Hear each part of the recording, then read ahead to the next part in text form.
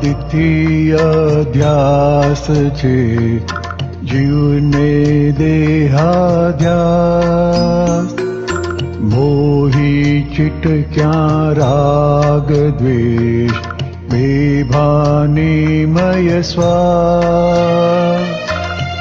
જૂનો જથ્થો જર્જરી નવું ન કાંઈ ભરાય, દ્રષ્ટિ અજ્ઞા જગત મોહ ઘટ ખાલી કરી જાય. કેરી જોઈ સુગંધ લ્યે વાંધો કાંઈ નથી, જાણ વિચારે ભોગવી દેખત ભૂલી કથી. આકર્ષણ કઈ ફાલતું અનનેસેસરી પ્રોબ્લેમ, કર્મ બંધાવી આપતું ભાવથી બંધક ક્લેમ. આવું કઈએ થાય ત્યાં શુદ્ધાત્મા જોવા, વિશેષ ભાવો ખેંચે ત્યાં સામાયિકે મૂકવા. વિષયે આકર્ષણ બહુ પ્રગટ અગ્નિ છે જાણ, અણજાણે પણ દાજશો અણહકથી મોહકાણ. ચેતવું જોઈએ આગથી અડકીશ તો જદ જાય, લાલચ પાડે લપટાવી ઘણા ભવો ભટકાય. શરીર જ આપણું છે નહીં, બીજું ન આપણું થાય. મોહ ભાવ જ્યાં થાય ત્યાં પ્રતિક્રમે ઉખડી જાય. વન સાઇડેડ જડ મોહમાં આપણને નથી શેમ, ટુ સાઇડેડ ચેતન મિશ્રે ઉભે છે શેમ ને ક્લેમ. માવી ફાઇલ જ પાડોશી ઉદગલ મોટો દગો, સગડી ફાઇલો પૂદગલ દગો ન કોઈનો સગો. સ્વતંત્રતા ખોરવાઈ જાય વધારે ઉપાધિ, વિજ્ઞાને સમજી ક્ષમા ટળશે ત્રિપાધી. મારું સ્વરૂપ શુદ્ધાત્મા સકલ સૂત્ર કૂંચી, પાડોશી લ્યો ધર્મ ધ્યાન શુક્લ ધ્યાન ઘૂંટી. પાડોશી લ્યો ધર્મ ધ્યાન શુક્લ ધ્યાન ઘૂંટી. શુક્લ ધ્યાન ઘૂંટી, શુક્લ ધ્યાન ઘૂંટી.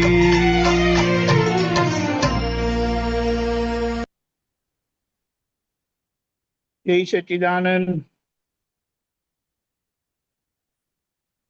આપણને જ્ઞાન મળ્યું એટલે આપણને કીધું હવે તમારે શું કરવાનું રહ્યું.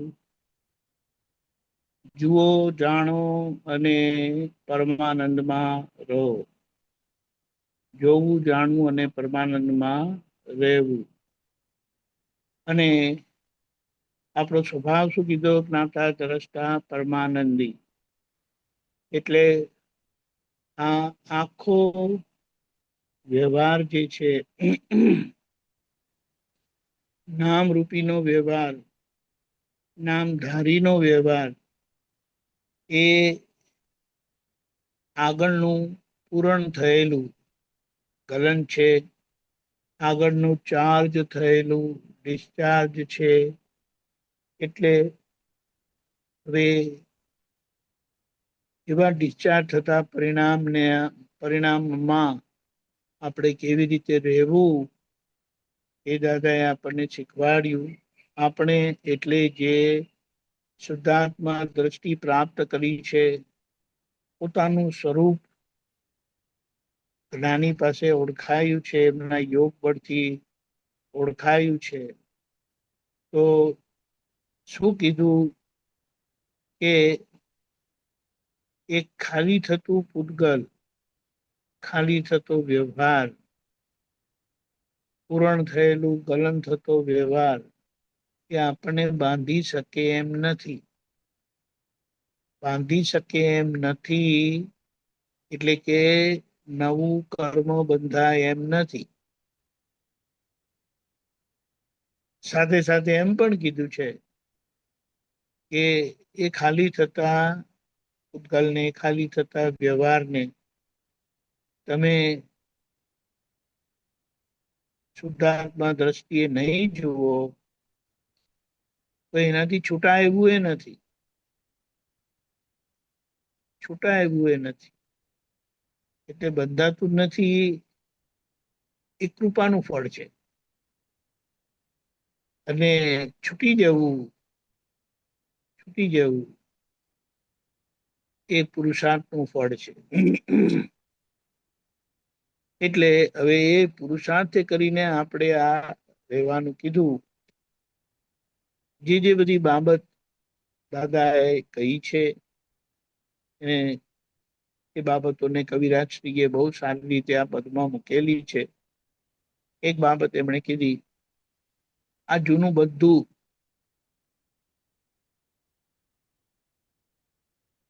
ટોટલ ઉધારી માલ છે. અને જર્જરિત એટલે ક્યારે ભાંગી જાય કહેવાય નહીં. અને એ જે આખો વ્યવહાર, આપણે એમ કહીએ કે ઝાડ હોય ને એ આત્મા છે એમ કહીએ, અને એના ઉપર આખો આ વ્યવહાર, ચોંટેલો વ્યવહાર જે છે, લાગેલો વ્યવહાર છે, એ બધા પાંદડા છે, ફૂલ અને ફળ છે. અહીંયા આપણે શું કીધું? હવે કારણ કે આપણે જુદા પડી ગયા, છૂટા પડી ગયા, એટલે એ પાંદડાને, ફળને, ફૂલને પોષણ મળતું નથી. પણ એને જેટલું મળેલું આજ લગી અજ્ઞાનતાથી, તેટલું એનું આયુષ્ય છે. એટલે એને આજે ટેકો ના મળે, પોષણ ના મળે એટલે ટેકો ના મળે, તે ખાસ જોવાનું. કેવી રીતે જોવાનું? તો કે સારું પરિણામ આવે એટલે ગમતું પરિણામ આવે કે ના ગમતું પરિણામ આવે, જે દરેક સંજોગોનું ફાઇનલ પરિણામ એ જ છે, ગમતું આવે યા ના ગમતું આવે. અહીંયા શું કીધું? એ ગમતા ને ના ગમતું કરી નાખજો, ના ગમતા ને ગમતું કરી નાખજો. એનો મતલબ શું થયો? ગમવામાં ગમવા પડે નહીં, ના ગમવામાં ના ગમવા પડે નહીં, કારણ કે એ ખાલી થઈ રહ્યું છે. હવે જે પાંદડું પીળું થતા ખરી પડવાનું છે, એને આપણે તોડવાની જરૂરત નથી. પણ એનો સમય આવે અને એ ખરી પડે તો એને ખરવા દેવું.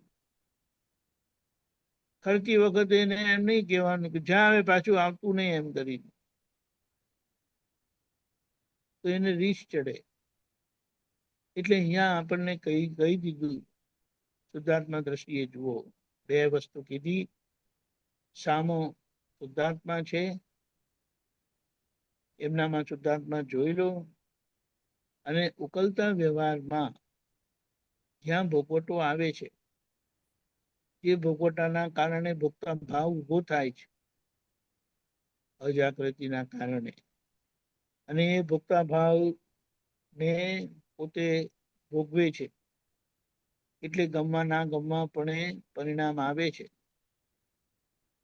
તો એને ત્યાં આપણે દાદાની સમજણે સમજી લેતા એ ગમવામાં પણ નહીં રહેવાય, ના ગમવામાં પણ નહીં રહેવાય. એટલે કે કઈ રીતે શામાં નિમિત્ત છે, કઈ રીતે દોષ આ નામધારીનો છે, અને કઈ રીતે આજે આપણે રહીએ એવા સ્વરૂપે એને નિહાળવાનું કીધું. એટલે કર્મને, એટલે કે પરિણામ પામતું ડિસ્ચાર્જ, ખાલી થતું પૂતગલ, જ્યારે ભોગવટો કરાવે ત્યારે એને આ દાદાની સમજણથી આપણે જોઈ લેવા કીધું કે સામો નિમિત્ત છે. પૂર્વે કારણ સર્જાયેલું, એ કારણ આપણી અંદર નૈમિતિક કારણ રૂપે રહેલું છે. એનો સમય આવતા બહાર વ્યવસ્થિત શક્તિ સંજોગો ભેગા કરે એટલે નિમિત્તને ભેગું કરી આલે, અને નિમિત્ત થકી આપણને ભોગવટો આવે. એ કોઈ પણ આવે, મન વચન કાયા છે, એ ત્રણમાંથી કશું ને કશું આવે. એટલે જ્યારે આવે ત્યારે આ સમજણે જોઈ લઈએ, શામાં નિમિત્ત છે, અંદર નૈમિતિક કારણો છે પડેલા. એટલે નિમિત્ત આવીને અહીં ધક્કો મારી જાય. એ મીઠો ધક્કો ગમતા ભાવે હોય છે, અને કડવો ધક્કો ના ગમતા ભાવે હોય છે. પણ બંને ભોગતા ભાવ ખાલી થતા ભાવ છે, તેમાં હું કશે નથી. પણ એમાં વાણી બોલાશે, આડી અવડું કંઈ પણ બોલાશે, એ વાણીને આપણે સાંભળી લેવાની છે. અને એની સામે આપણે આપણા પુરુષાર્થે કરીને રહેવાનું છે. એ નિહાળવાના ભાગમાં આ બધો પ્રોસેસ આવે છે. અને આજે દાદાની સમજણથી આપણે વાણી બોલી લેવાની, જેમ કે નોય મારા પરિણામ, એમ કરીને. અને સામાન્ય નિમિત્ત જોતા, એ જોવામાં બહુ મોટો પુરુષાર્થ છે. આખો પુરુષાર્થ જોવા સ્વરૂપે જ છે. અને જ્યારે સંપૂર્ણપણે સમજાઈ જાય, એટલે સંપૂર્ણ જોઈ લીધું, ત્યારે એ જ બાબત પર છે, પરાધીન છે, પરાધીનતા કરાવનારી છે એવું સમજાશે. અને પછી એ જ દ્રશ્ય જ્ઞેય સ્વરૂપ થઈ જશે. આટલો ટૂંકો માર્ગ આપણને આપ્યો છે, પણ એમાં વચ્ચે બુદ્ધિ ભજવે છે. એટલે આ રીતે આપણે જોઈને, જો મારું સ્વરૂપ શુદ્ધાત્મા સકલ સૂત્રની ચાવી આપણને મળી ગઈ છે. પાડોશીલીઓ ધર્મ ધ્યાન, એટલે આપણે અંતરાત્મા દશાએ બે ભૂમિકા રહી. બહારના ભાગમાં ધર્મ ધ્યાન એટલે બહારનો ભાગ ચોખ્ખો કરવો તે, અને શુક્લ ધ્યાન ઘૂંટી એટલે નિશ્ચય દ્રષ્ટિથી સામાન્ય શુદ્ધાત્મા જોયો તે, અને ધર્મ ધ્યાન એટલે એમને નિર્દોષ નિહાળી લેવાની આખી આપણી પ્રક્રિયા જે છે એ ધર્મ ધ્યાનમાં જાય. દાદાએ હાથમાં આપ્યું છે, સીધું સરળ આપ્યું છે. આ રીતે આપણે રહી ગયેલા વ્યવહારનો ઉકેલ લાવીશું. 70% અહીંયા આવી ગયા તો મહાવિદ્યની ટિકિટ આપણી ચોક્કસ છે, દાદાએ કીધું છે. બાકીનો હિસાબ બધો ત્યાં પૂરો થઈ જશે, અને ભગવાનના દર્શન થતા પૂર્ણતા. જય સચ્ચિદાનંદ.